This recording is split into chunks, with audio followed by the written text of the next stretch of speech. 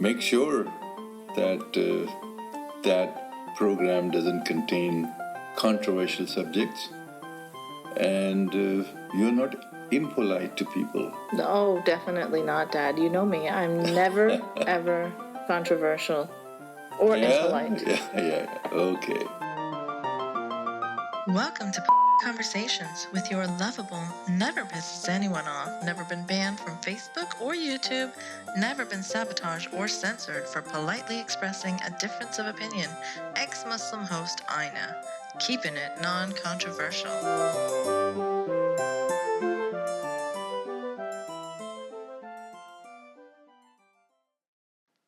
Pulse nightclub, Orlando, 49 dead, 50 if you include the terrorist himself, and 53 wounded at the time I'm recording this. I'm so hurt at this senseless loss of life in so many ways. I'm hurt and I'm fucking angry because, yet again, I'm seeing too many unable to name the problem. Too much denial, deflection, and on the other hand, too many lashing out at an entire community. None of this is helpful. While Clinton finally, reluctantly calls the attack radical Islamism, jihadism, and it's surprising enough that CNN reports it as breaking news. Donald Trump renews his calls for Muslim bans and pats himself on the back for knowing there'd be another terrorist attack. Before the bodies of the victims have even been laid to rest, this guy is trying to spin it to his advantage. For the people searching to make sense of these things, there's very little offered in the media. We find ourselves caught between extreme denial and broad generalizations, both of which play off and empower one another. I'm also incredibly mad because every attempt myself or others from my community make to nudge Muslims forward, to help Islam evolve towards being more compatible with modernity, every attempt is thwarted by people we thought would be on our side, by people who have been and are fighting these same battles in a Western context. But somehow, us fighting for it in the Muslim community is deemed provocative, offensive to Muslim majorities. We're silenced at every step because our majorities are minorities in the West, and minorities must be protected at all costs. Now, I get the sentiment, I get the need to protect the weak and underprivileged. It is noble and well-intended, but it doesn't take into consideration the minorities within minorities who need help and protection, solidarity the most. I'm here speaking to you today as an ex-Muslim, a liberal from the Muslim community, as someone who has no political home, as the author of Pakistan's first and only anti-homophobia children's book, as someone who was told they were an enemy of God and should be killed, simply for writing a story about love. Yes, I'm a heterosexual, cisgendered woman myself, a Pakistani sex blogger. So why is this my battle, you ask? Because firstly, writing about sex for a Muslim audience over the past years has showed me just how rampant the problem of homophobia is among Muslims. Because I write and talk to people about sexuality on a regular basis, I felt quite a responsibility to at least address this problem in the simplest way I could think of. And as an illustrator, I thought a children's book would be a perfect vehicle. And at first it was. It was wonderfully embraced, used in schools all over the Toronto area where I'm from. I cannot describe the relief that came from that, the validation that yes, education is on our side, on the side of wanting Muslims to progress as well, to not be preserved in some 7th century time capsule, as hard as some from our community may try. I felt finally there was something bigger at work to encourage progressive values among Muslims. our Canadian education system. It is so important that a secular, LGBT-friendly curriculum be geared towards Muslim kids too, especially in this political climate. But no. Then came a tidal wave of Islamophobia shrieks. School boards were threatened with lawsuits for using my innocent kids' book, My Chacha is Gay. I'll put a link in the description, and you can check it out for yourselves. They quickly backed away from any interest they had expressed in using it as a resource in schools. And that was the end of that. Tiptoeing around the specific issue of Muslim homophobia, while happily tackling Christian homophobia, is just not going to cut it. We're all interconnected. Hoping not to upset religious parents that were offended by my work, those who called it explicit, those who deemed me as some sort of anti-Muslim bigot simply because they did not want to teach their children that it's okay to be gay, those who claim they aren't homophobic, but their intolerance is visible from space. Those are who we're catering to, and at what cost? Once again, when our province's sex ed curriculum was updated, one school in a heavily Muslim-populated area backed down and agreed to teach a more watered-down version because Muslims and other religious people were offended. They didn't want their kids to learn names of genitalia, that masturbation was normal, that LGBT people are just like anyone else. It's quite often my community, embarrassingly so, that has people walking on eggshells about sex, religion, tolerance, equality, and what this all means in the 21st century. Look, embracing diversity is wonderful, and part of the Western values I admire so much. But tolerating intolerance and the relativism that multiculturalism has come to be synonymous with is not. It horrifies me that it takes such a large-scale tragedy to get the conversation started that homophobia must be addressed in all communities. I've gone blue in the face from saying this over the past years. And I do this out of concern and desire for betterment for my community, not a hatred or desire to alienate as many of my Islamophobia accusers would have you believe. I do this because I know what it's like to be a minority within a minority. As a woman, an apostate, a disbeliever, I know what it's like to be treated as a third-class member of my community. I know what it's like to feel fear for being different. I am not gay, bi, or transgender, but I stand in complete solidarity with the LGBT. This is my fight. This is our fight. It's everyone's fight to stand up in the face of injustice and say this is unacceptable and that things must change. I do not subscribe to the whole Mona El-Tahawi line of thinking that if you're not personally affected by an injustice, you cannot speak out against it. If, like me, you hear about a shooting on the news and hold your breath and hope it wasn't a Muslim yet again, because frankly, these acts empower the far right's us versus them narrative. They further hatred, they affect our families and the way we're treated in society. It affects and unfairly tarnishes the image of innocent Muslims who do not condone such hate. Then please, for fuck's sake, speak up, shout it loud and clear. Do not let your first reaction be deflection and the whole nothing to do with Islam routine, and pointing out that he wasn't even that pious, that he wasn't a true Muslim, whatever that means.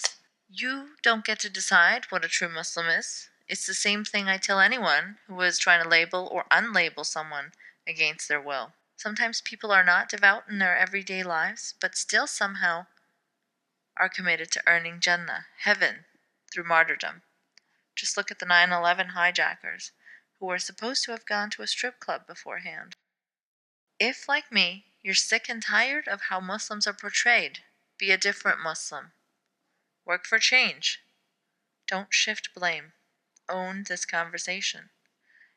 Do it so the bigoted far right aren't the only ones seeming to tell the truth on this issue. Imam Masri of the Islamic Society of Central Florida had a key duty to show solidarity with the LGBTQ community as a representative of the Orlando Muslim community, to demonstrate this publicly. Instead, he pussyfooted around who the actual victims were. I don't think I heard a single mention of the term LGBT from his mouth, not so much as an acknowledgement for them. And instead, he implied that we shouldn't point the finger at Muslims. His main concern, his highlight, was the sensationalization of the media, not the impact on the nameless victim group. He couldn't even directly extend his support. And that's how Muslims' reputation is tarnished. Even in times of extreme loss and grief, we often manage to show concern first for ourselves and second for the victims of slaughterers from within our community. Instead of showing sensitivity and acknowledging homophobia, the Imam passed the buck. No, I'm not saying that everyone needs to apologize for the act of a random terrorist that has nothing to do with them. I'm saying show some solidarity and don't nothing to do with Islam every situation. Don't be that asshole. Of course, people interpret Islam differently and practice to varying degrees, but each of those interpretations, including the horrid, vile, and violent ones, finds inspiration, raw material, and validation in the scripture. Western liberals, in their eagerness to oppose the xenophobic components of the right, are too eager to join in this cover-up, this silencing of anyone who criticizes Islam. No matter their intent, in one fell swoop, dissenting voices from the Muslim community like mine, like so many LGBT Muslims, like so many disbelievers and reformers, we are lumped in with the racist right. We are deemed sellouts, race betrayers, Uncle Toms, house Arabs, native informants, deviants, simply for demanding equality, for asking our community to change and evolve. Western liberals, while you fight against slut-shaming and homophobia in your communities, while you openly laugh at and mock your religious right on your TV shows, you will not allow us that privilege. Twistedly, you join our religious right to oppose your religious right. You fight on the side of our homophobes. You cave into them. You fight on the side of our misogynists. You fight for niqabs. You look suspiciously upon those with Muslim background who simply want to deride their version of the religious right in the same way you do. We cheer for you when you do it. Can we not expect some solidarity in return? Can we not expect our children, our LGBTQ children, to have their existence normalized in their schools without being told their existence is offensive? I'm speaking to you, dear Jon Stewart, John Oliver. I'm a huge fan. I adore you guys.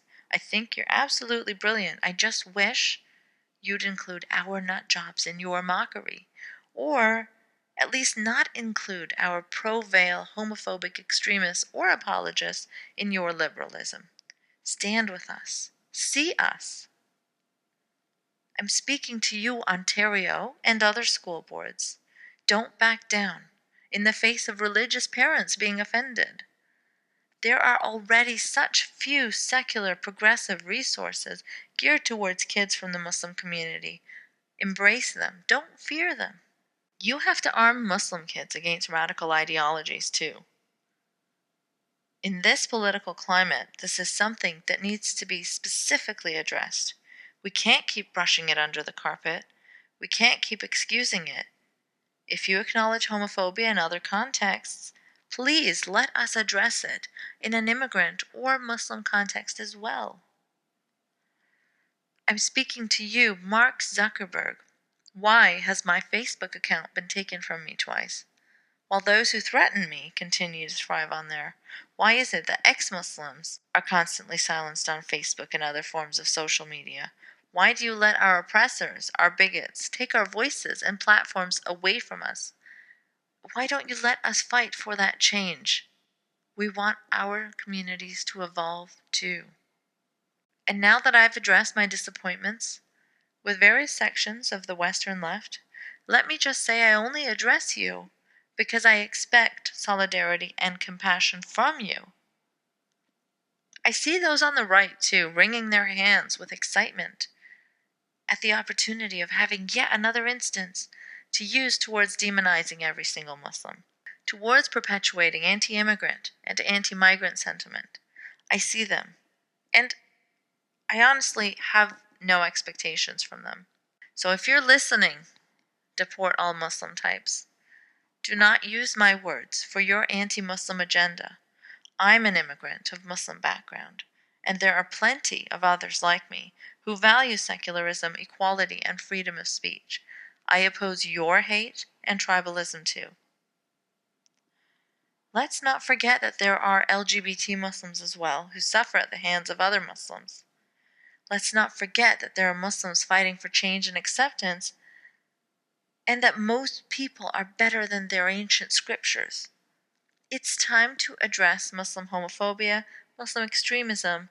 It's also time to be cautious of slipping into a hateful generalization towards Muslims, creating more divisions simply because Trump is in the air. What we need to create space for is truly liberal critique of Islam, as has been done with any orthodox religion in the secular West. We've got to stop letting denialists and bigots hijack the conversation. Orlando, my heart is with you. I am so sorry this had to happen. I hope that maybe now we'll be able to start an honest conversation, but I am devastated that it would take something like this for people to wake up.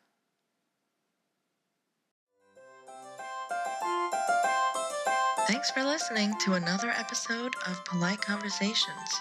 You can support this podcast by sharing the shit out of it, making some noise about it, or contributing via Patreon. Patreon.com/nice mangoes. No Ian Mangoes. Also, you can follow me on Twitter @nice mangoes. If you want to make a one-time donation instead of a monthly Patreon one, you can do so via PayPal. nicemangoes.blog@gmail.com. Remember, no Ian Mangoes. If you've got an interesting story and would potentially like to be a guest, you can email me there too. A special thanks to Dylan Beck for theme music, sound, and production help.